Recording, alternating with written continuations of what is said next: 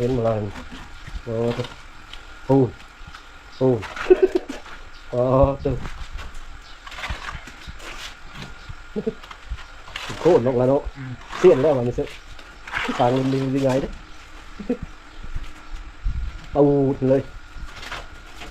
สองทางติดต่อมนต์ซ้อเสียงผู้ไทยเฮ็ดเพิ่นอยากเฮ็ดนะกินข้าวสั่งเก้ากินข้าวเตรียมไปเอ็ดงานได้นี่นะข้าวกับเบงมาเท่าให้ตำเบงมาเท่าให้แซ่บบอกว่า แซ่บ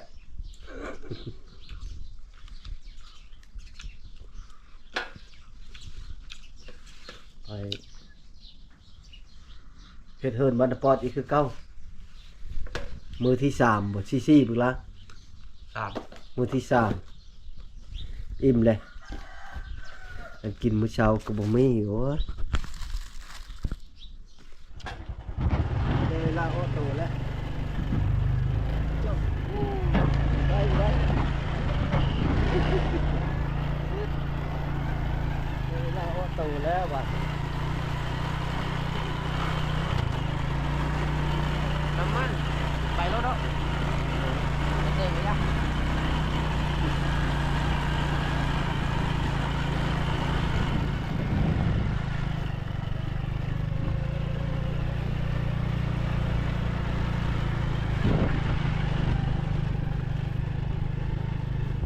ไม่ได้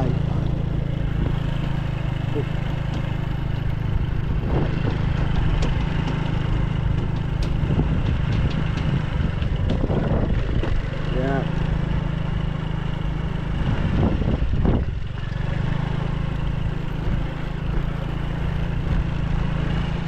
ตอนนี้ก็มาฮอดบ้านหน้าปอดเป็นที่เรียบร้อย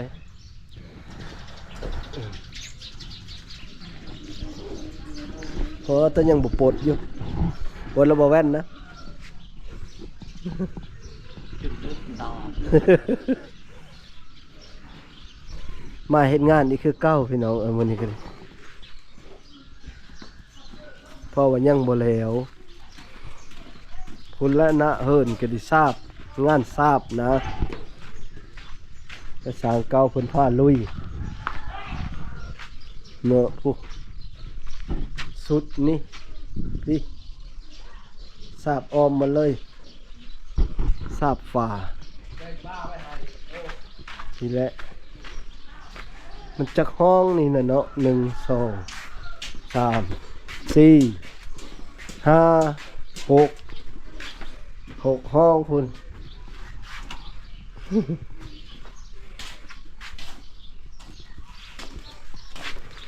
มือที่3ได้หวาน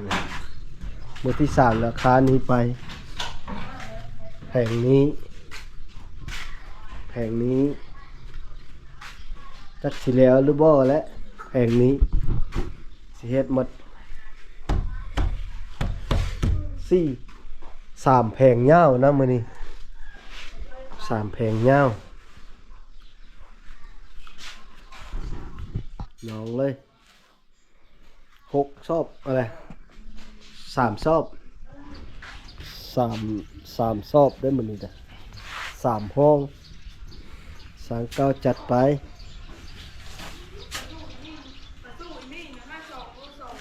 เอาข้างขึ้น ได้ลูกชายนี่แหละเฮ็ด เดินไปหาเป็นลูกน้องดูแลงานเป็นไปน้ำได้ดี เป็นนั่นแหละอย่าเฮาบักลาเป็นนั่นแหละจับเฮิรนเป็นก่อเฮิรนเป็นตัดหลังเฮิรนยกโครงหลังคาเป็นกันได้ซ้ำนั้นแล้วก็พ่อแล้วเฮอลูกเฮ็ดเฮอพอนะมันเป็นหมดแล้ว พอมีเยอะเฮ็ดชาติแล้วเยอะหาแนวอื่นแล้วบัดบ่รอดแต่บ่มีทางอื่นพอ นี่แต่เฮ็ดเพื่อนนี่แหละ มันห่มแน่ ว่ามีเยอะน้ำมันห้อยพอแล้วบัดยังได้น้ำเขา ได้ เนาะไป มัน โอ้ มี เฮ็ดแล้วมันก็ต้องน้ำ มัน หลาย มีทางเลยซื้อกบซื้อหรือมาไม่อีเท่านั้นเลยลงทุนอี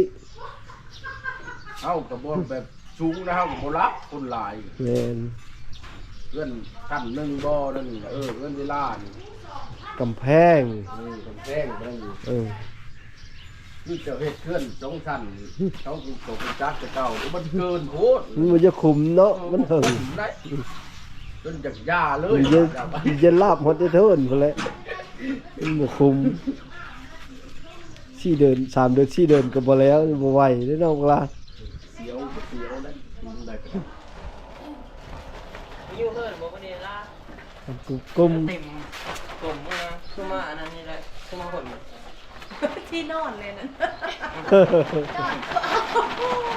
อันผ้าเป็นห่มผ้าแบบซื้อมาไม่นะ เออ เป็นหมื่นก็นั่นแหละ มันเป็นเพ้อ มันล้นนะเดลุงที่มันล้นนะเดผ้าอัน มาเฮ็ด นั้นนะผ้าหนุ่ยมันนะ เออเฮ็ดเฮิรนก็เฮ็ดเฮิรนเฮอน้องสาวเนาะนักกะลานน่ะก็ดิเฮอต่ำมาแต่งเฮอว่านนี่ซอดบ่อนเขาไปแห่เคยผู้ เสียงจักแต่งนี่ว่าจะต่ำเฮ้ยลุงวะต่ำแต่งฮะ กินแตงครับ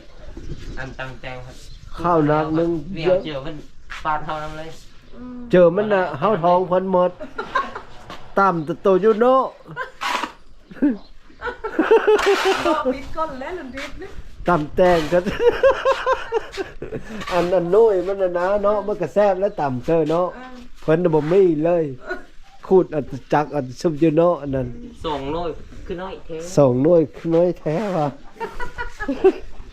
พี่เริ่มมันบอกกินหมดแล้วว่ะ คือก้นแต่เก้าคือเท้าตัวนี้น้อยนะ เออ ยังเจอมันเดตำแตงนะเนื้อญาติได้กิน เล็บไปเล็บมาเยอะเข้าเด้เขาเยอะเข้าก็ตำแตงนะแม่อีล่ะ ตามมีเป็ด ตำมีเป็นยามันเข้มเพิ่นว่า เขี้ยวมะลิ บุดหนึงเสียงเปิดเพลงแห่เคยเนาะเฮ็ดรถมิดจัด ไปถึงเลยแล้วอีล่าเนี่ยวะ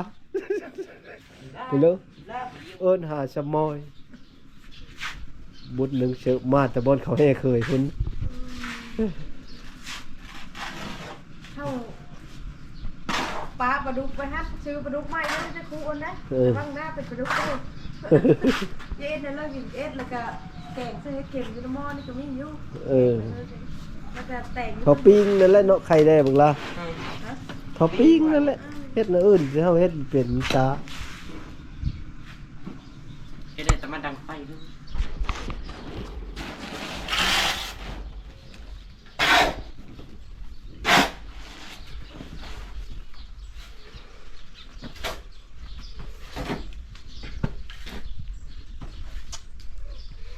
เด็ก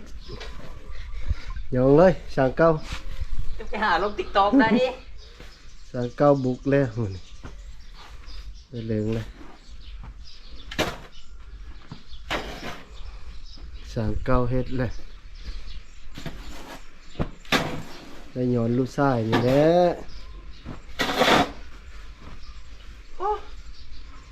หึ เมื่อย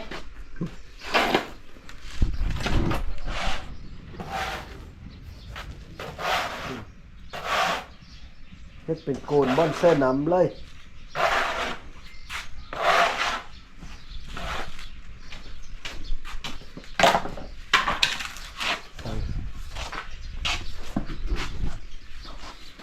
มาแล้วสุดสีเหลืองหมดนี่บุกแถวสองพอลูก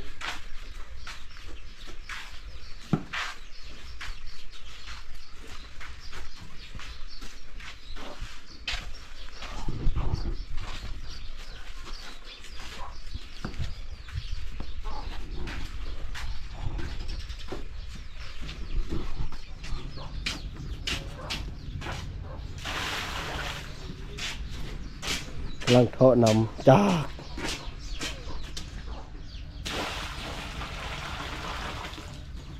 คลิปไปด้วย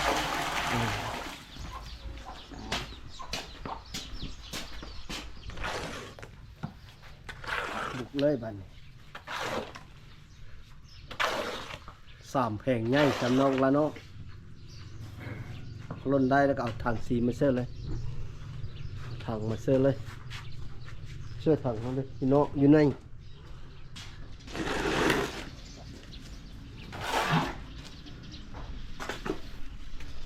เก่าทำงานมือที่สามมีเล่นแล้วโพดบอกมึงละได้แล้ว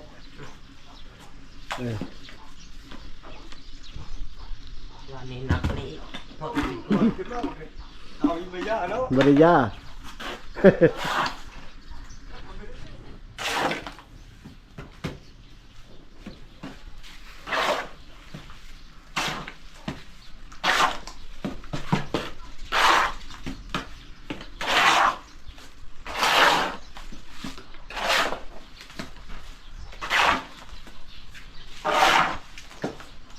พ่อเลยบ้านนี้ลองมึงดูทางรุนกว้างโอ้เห็นมาเลยโอ้โอ้โเจอ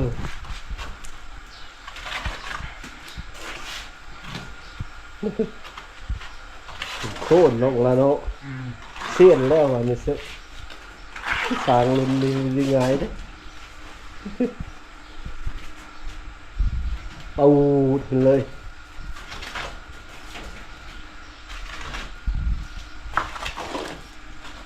ไหวเป็นไหวเลยเนาะพันเอ็ดแก๊ดอยู่พันพอแห้งเจอแล้วหน่อย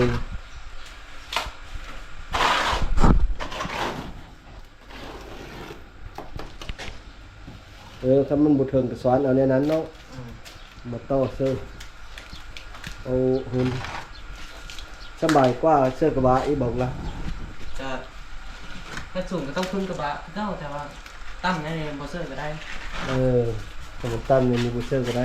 กวาดเห็นเลย แต่ว่าพื้นมันต้องเก่งน้ำไหน ปัดพื้นก็ต้องเรียบร้อย อันนั้นไม่ปูนมันมีก้อนญาติที่ดินแห่ปนเนาะ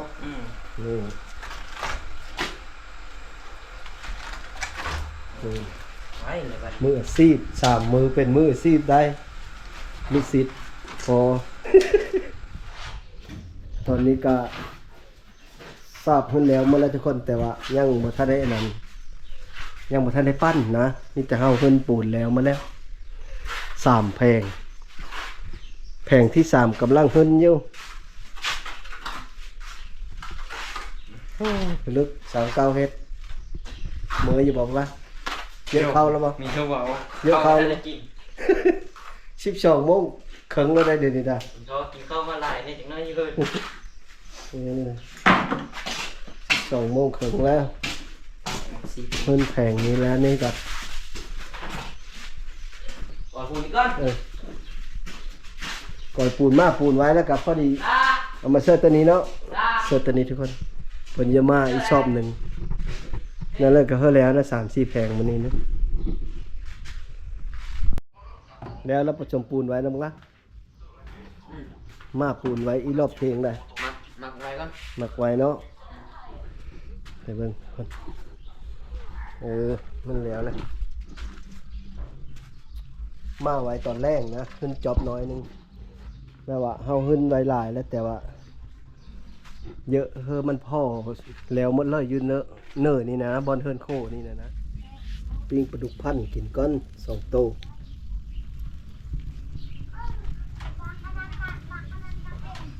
เคยได้เวลากินข้าวแล้วมั้งล่ะมาเลยจัดไปมาในแม่เพน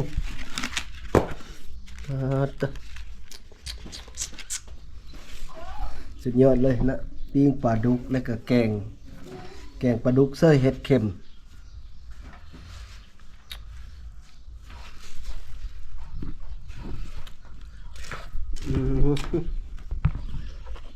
เนาะเจ้าเฮิร์นก็ดิเนาะเฮ็ดลักแลบสิเฮ็ดลักง่าย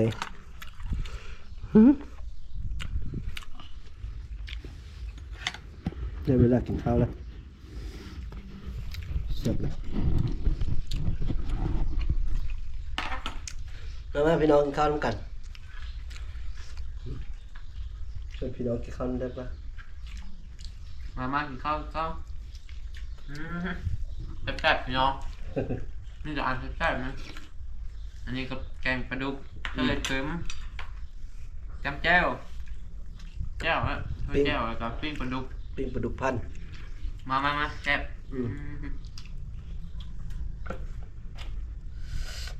เปล่ายังกินรสปิ้งไหมมาเลย จูดเอาบ่ แซ่บ ยอดเลย มากินแล้วกัน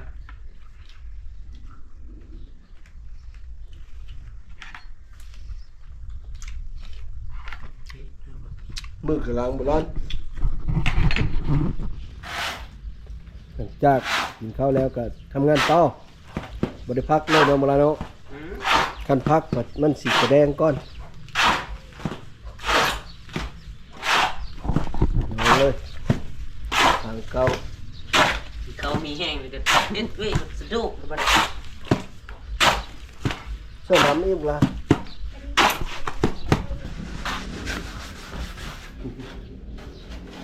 ลึกเนาะบุกเป็นบุกเลยบอกว่า โย ไม่ได้ซึ่งเลย กินข้าวอิ่มมันก็จัดเลยได้ พักก็กินข้าว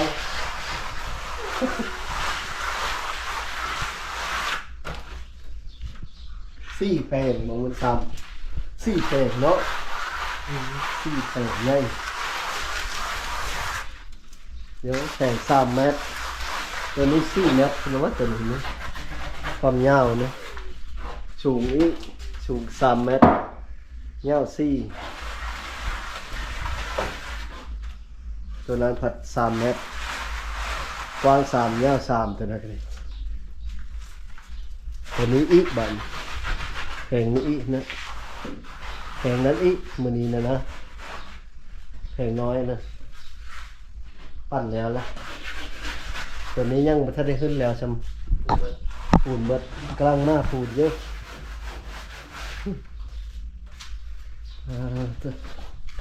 ลึกสางเก้าเมาบัดเฮ็ดแล้วก็พอเฮ็ดดอกว่าเนาะ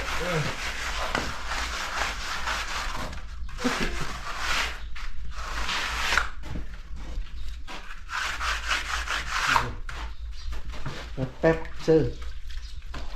แป๊บเจอแล้วก็ปั้น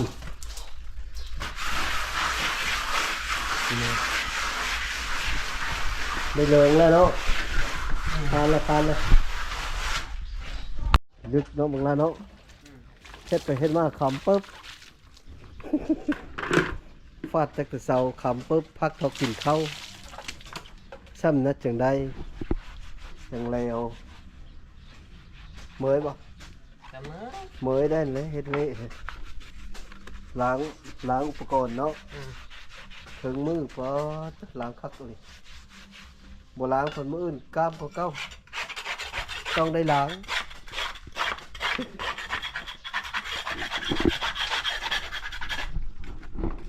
ล้างถึงมือแล้วก็เมื่อแล้วบานนี้พอดีได้4 แผงพี่น้อง4บุหรือ3มึงละ3 แผงใหญ่เนาะ 3 แผงใหญ่ประมาณร่มแล้วกับประมาณ2กับ6เนาะ2 แผงนั้นนะแผงละ3 เมตรปลายตัวนึงผัด4 เมตรความสูง3 เมตร3 เมตรปลายเบิ่งไล่เบิ่งเป็นจักตาเมตร2 แผงละ3แล้วก็เป็น6 เมตรแล้วความยาวแล้วก็ความสูงก็3 เมตรบ้านนึงตัวนึงเป็นอี4 เมตร2พลุเฮ็ด